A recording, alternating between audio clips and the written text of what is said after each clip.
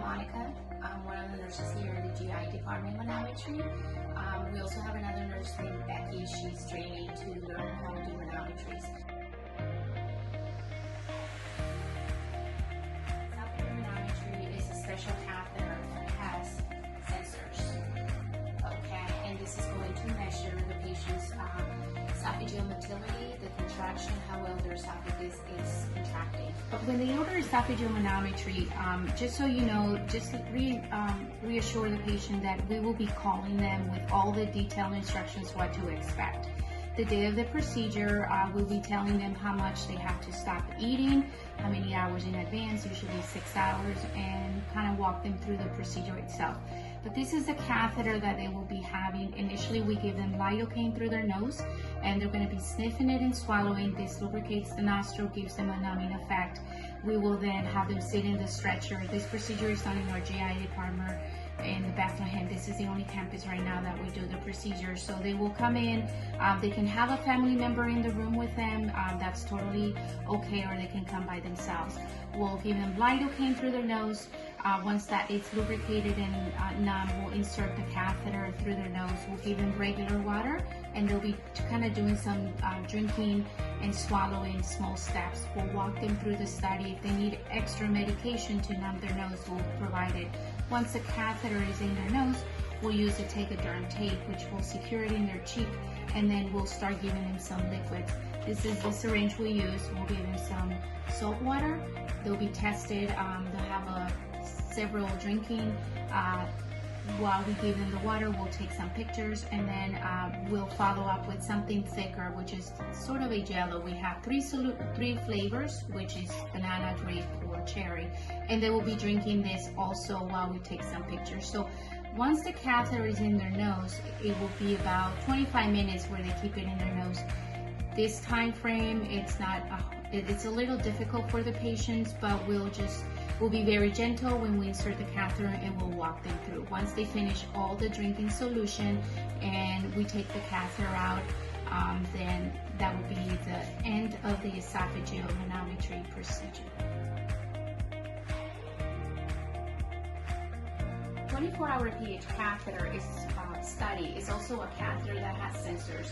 This study focuses on the acid exposure the esophagus has, so the doctors want to know whether they are effective on their PPIs or if they're not. So usually the provider will order whether they need to be off their PPI either 5 days or 7 days. The GI specialist will write that in the order.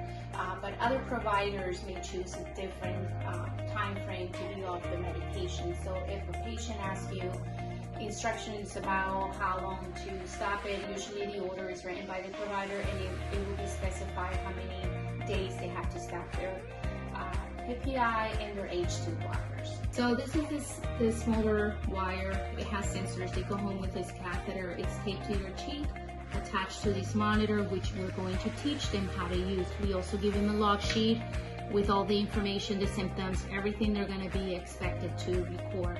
We also give them a handout with all the information. We'll do a thorough teaching.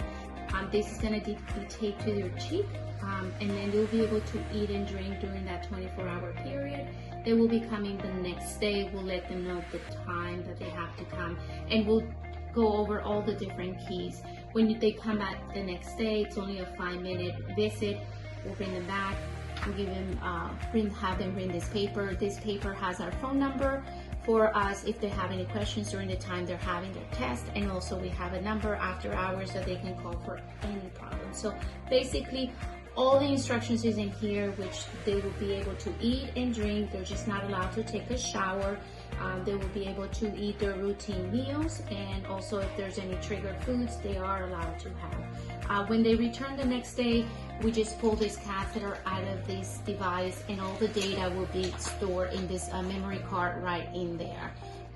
And if a patient will need the manometry procedure very quicker or sooner, they can contact the provider, the GI provider, so they can contact us so we can add it to our schedule. And patients will ask us, well, how soon will the procedure result be available? It takes about 10 to 14 days for the turnaround time for the results. It all depends. If the patient will need a surgery right away, we can expedite it, but usually 10 to 14 days is the target time where the results will be available on Epic. We will call the patient in advance, either a week or sooner, to go over all the instructions over the phone and answer any questions they have.